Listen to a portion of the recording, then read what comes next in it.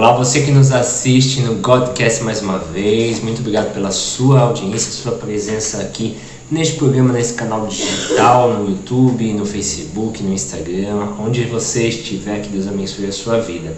Hoje nós falaremos um pouco sobre certos arquétipos que encontramos na Palavra do Senhor, as Escrituras Sagradas, e sobre que só existe um caminho, mas sempre duas opções, duas escolhas, né? Duas alternativas, mas apenas uma opção certa, ok? Vamos ler em Mateus, começando aqui, Evangelho escrito por Mateus, Evangelista Mateus, Evangelho de Jesus escrito por Mateus, capítulo 13, versículos 24 a 30. Diz assim o texto, é uma parábola. Jesus lhe contou outra parábola, dizendo: o reino dos céus é como um homem que semeou boa semente em seu campo. O reino dos céus é como um homem. Quem é esse homem da parábola? Ele está falando de Deus, né? Deus semeou a boa semente em seu campo, ou seja, qual é o campo? A terra, né? E qual é a boa semente? Vamos aprofundar no texto. Mas quando todos dormiam, no versículo 25, veio seu inimigo, o inimigo do homem, e semeou o joio no meio do trigo e se foi. Quando o trigo brotou e formou espigas, o joio também apareceu. Os servos do dono do campo dirigiram-se a ele e disseram: o senhor não semeou boa semente em seu campo? Então de onde veio o joio? O inimigo fez isso, respondeu ele. Os servos lhe perguntaram: o senhor quer que vamos tirá-lo? Ele respondeu: não, porque ao tirar o joio, vocês poderão arrancar com ele o trigo também. Deixem que cresçam juntos até a colheita. Então direi aos encarregados da colheita: juntem primeiro o joio, amarrem-no em feixes, amarrem-no para ser queimado, descartado, jogado fora, destruído. Depois juntem o trigo, aí é com cuidado, porque o trigo é sensível, é delicadinho. Juntem o trigo e guardem-no no meu celeiro. Então vamos lá. O Senhor é o Criador que semeou a boa semente. O inimigo é o inimigo das nossas almas, é o anjo caído. Alguns dizem que ele se chamava Lúcifer. Ele é intitulado também como Satanás, que significa acusador, opositor. É um título para dizer essa personalidade do mal, perdoe a vibração no vídeo.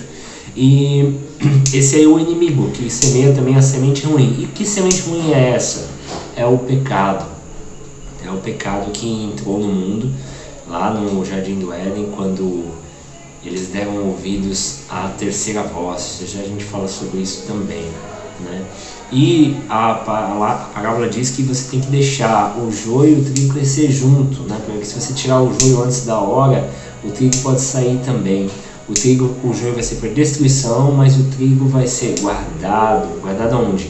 No meu celeiro. O celeiro é de quem? É desse homem, do reino dos céus. O celeiro é a Nova Jerusalém, é o lugar que ele diz que foi preparar o lugar, é a cidade santa que vai descer no céu, é a morada eterna com o Altíssimo. E mais importante do que o lugar é com quem estaremos. Mais importante do que a cidade é o rei dessa cidade. E nós somos os filhos do rei, e aonde ele estiver estaremos também. Então, muito mais do que o lugar é a pessoa. Nós estaremos com o nosso Criador, estaremos com Jesus.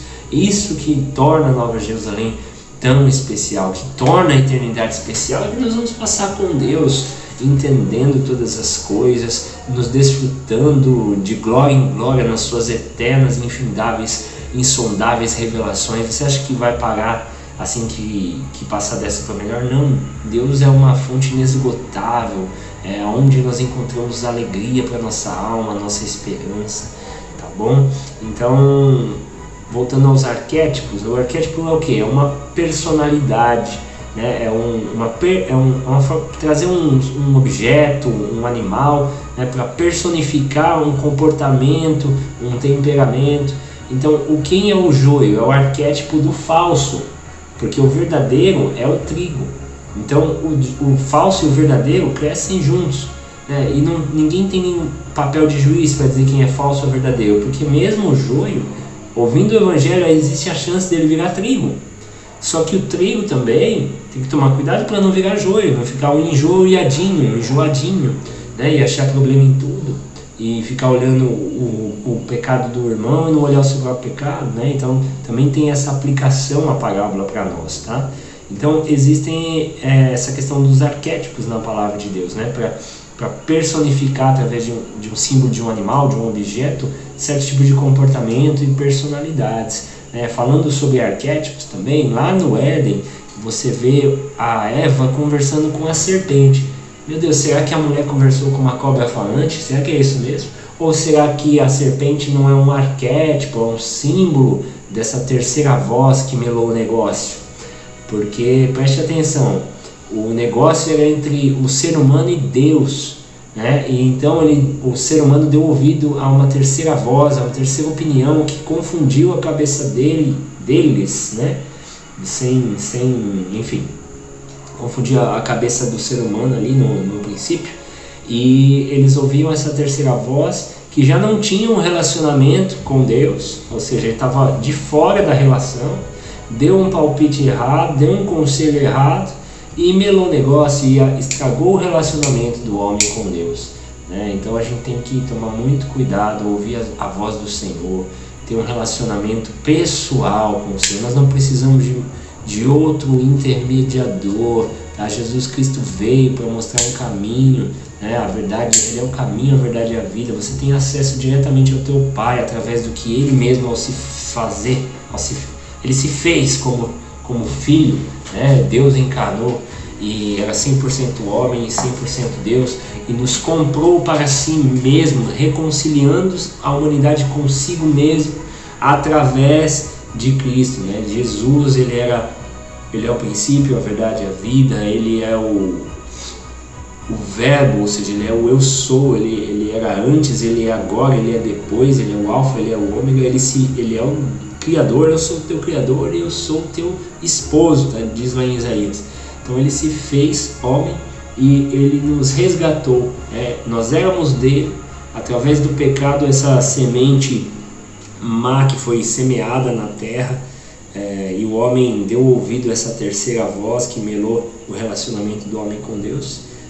O homem perde a legalidade sobre a terra, perde a intimidade com Deus, e Deus vem em resgate. Ele é o nosso herói, o salvador da nossa alma. Ele um dia levantou-se do trono e falou: eu vou pagar o preço que mais ninguém pode pagar.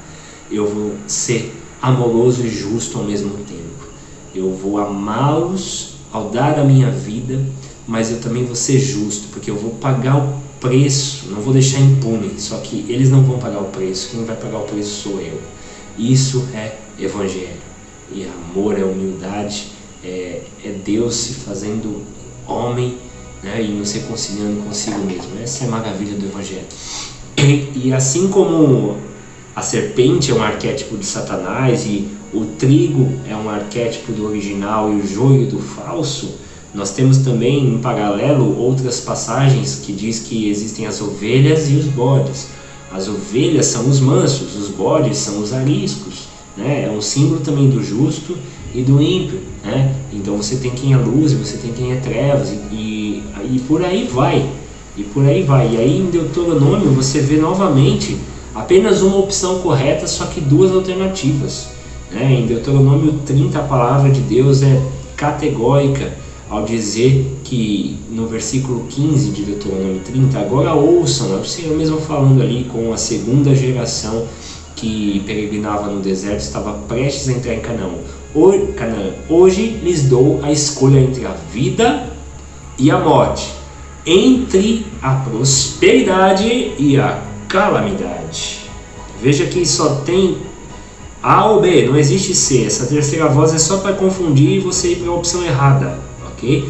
Pois hoje ordeno que amem o Senhor, seu Deus, e guardem seus mandamentos, decretos e estatutos, andando em seus caminhos. Se o fizerem, veja que é uma alternativa, né? Ele é uma condicional. Se assim fizerem, viverão e multiplicarão, e o Senhor, seu Deus, abençoará vocês e a terra em que estão prestes a entrar para tomar posse dela. Então aquele princípio de buscar primeiro o reino de Deus e as demais coisas, no caso, estava falando ali de roupa, de alimento, né, de abrigo, serem acrescentadas, ele é desde aqui de Deuteronômio 30, né? Até antes a gente vê na Bíblia que esse é um princípio básico. Você tem que buscar primeiro o abençoador e não a bênção.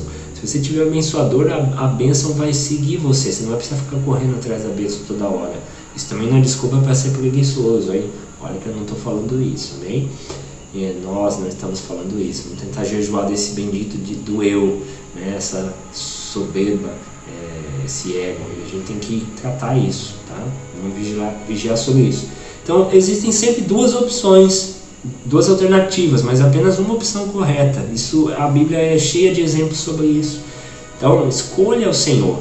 E é como eu sempre digo aqui, a gente tem que seguir, guardar mandamento, decreto, estatuto por amor, no versículo 16, né? Hoje ordeno que amem o Senhor. Primeiro ele manda amar seu Deus e guardem seus mandamentos. Porque se você guardar mandamento, decreto, estatuto, por aquilo que eu falei falamos no podcast anterior, por medo, por barganha ou por qualquer outra razão que não seja o amor, você está fazendo a coisa certa com a motivação errada, né? A graça, ela julga a nossa intenção, não o que a gente faz, mas o porquê a gente faz. Então nós temos que fazer por amor, né? A palavra de Deus é para aqueles que o amam, a salvação de Deus é para aqueles que o amam, a família de Deus é para os que o amam. Não vos chamareis mais de servos, mas de meus amigos. E quem é minha família? Não é meu irmão, minha irmã, minha mãe de carne, sangue, osso, carne, né? Jesus disse ali. Falando de quem me ama, quem segue meus mandamentos, né? Quem faz a minha vontade. Tá? Então esse princípio também não é do Novo Testamento, de fazer as coisas por amor. Isso também está no Antigo Testamento, é base bíblica, base do Evangelho. Eu sempre falo aqui, vamos falar aqui, é amor e humildade. Não importa o quanto você estude, reflita e teologize as coisas, e teorize também as coisas, sempre vai voltar para a primícia fundamental dos dois mandamentos que Jesus resumiu. Toda a lei, toda a escritura, amar a Deus acima de todas as coisas e amar o próximo. Os dois mandamentos começam com amar.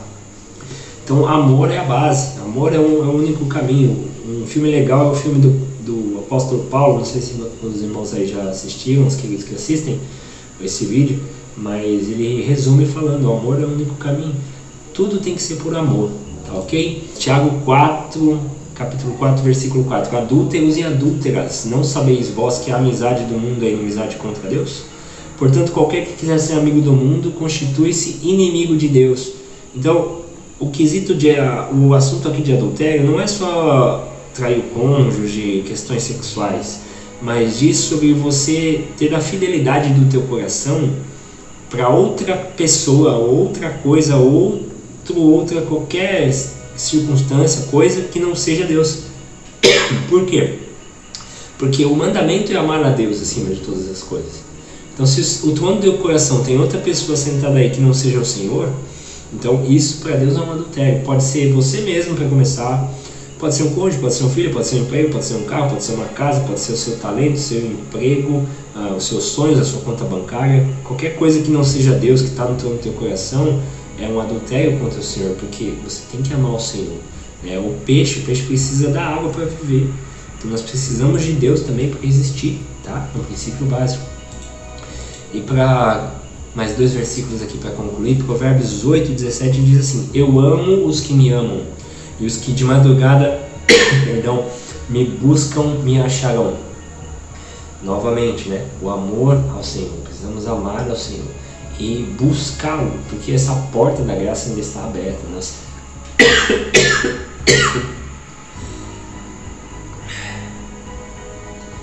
Porque a porta da graça ainda está aberta e temos acesso. É só buscar o Senhor de todo o coração e nós encontraremos abrigo para as nossas almas, refrigério para a nossa alma. Em Isaías 55, 6 diz assim também: buscai ao Senhor enquanto se pode achar, invocai-o enquanto está perto. Isaías 55, 6. Então busque ao Senhor enquanto se pode achar, invoque-o enquanto está perto. Uma inspiração que nos veio um pouquinho antes de começar a gravar o vídeo é que essa semente lá do começo do vídeo, ela é como também aquelas rodinhas de vitamina C, sabe? Que você coloca efervescente, né? Você coloca e depois tem que botar água para ela borbulhar ali, soltar a vitamina e tu tomar para te curar de um resfriado, de uma gripe, de sei lá o que, ou só fortalecer o sistema imunológico. O Evangelho é essa sementezinha, ela é como esse disquinho efervescente de vitamina. Ele tem o poder para te transformar, para te curar, para te dar força para vencer o pecado, e ele está dentro de você. Só que ele precisa efervescer. Só que essa efervescência ela começa quando cai água. Isso significa o quê? Mateus 6,6. Você precisa entrar no teu quarto e orar ao teu Pai que está em secreto, que ele vai se relacionar, revelar coisas para você e ele vai cuidar de você.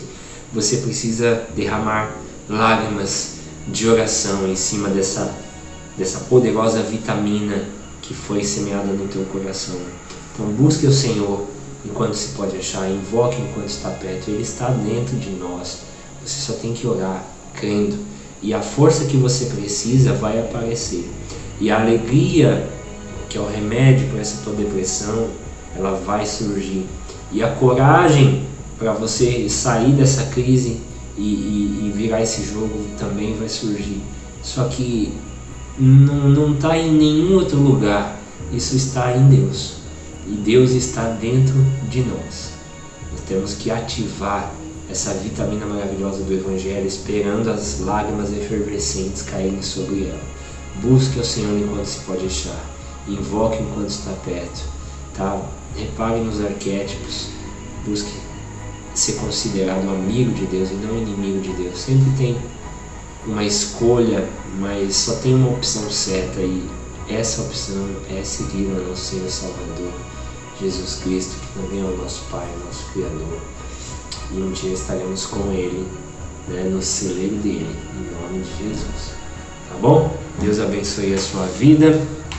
Desculpe que me deu uma tossezinha aqui no meio do vídeo, é que eu falei muito hoje durante o dia e a garganta tá seca, tô precisando de água, né? Falando de água aí, de lágrima, de água, de hidratação, precisando tomar um golinho de água. Eu só queria fazer um convite muito rápido para ti, tá? A gente escreveu esse livro aqui, acho que o pessoal já sabe, que tem acompanhado o podcast. Morte é uma questão de tempo, não se assuste com o título, ele fala mais sobre vida do que sobre morte, ok? E você teme aquilo que você não conhece, então se você tem medo da morte, você lê esse livro que vai te ajudar muito, esclarecer muita coisa que parece uma coisa, mas não é, outra, totalmente diferente. Então esse livro vai te ajudar bastante. E você pode conferir no nosso site, que está na descrição aqui desse vídeo no YouTube, tá bom? Sempre está ali também pelo nosso Facebook, nosso Instagram. E além disso, no nosso site tem alguns textos que a gente escreve, né? Algumas coisas ali que estão gratuitos lá para você ler, compartilhar, usar como bem entender. O objetivo maior desse trabalho não é ganhar dinheiro com esse livro. Claro que tem um preço aqui, mas é um preço bem legal, tá? Eu vou falar que é bacana. Bacana não é uma boa palavra, tá? Depois eu explico o porquê. Não, eu vou explicar rapidinho aqui. Bacana vem de um deus de mitologia, né? Baco, que é o deus das festas da carne, né? Aí vem a palavra bacanal, daí veio também, foi vindo, né? E chegou até como carnaval, que é a festa da carne, ou seja, não é legal ser bacana, legal é ser legal mesmo, seja legal, seja bacana, tá certo? Então esse livro é legal, nosso site está lá com os artigos legais para você também. E muito obrigado por tudo e até o próximo Godcast.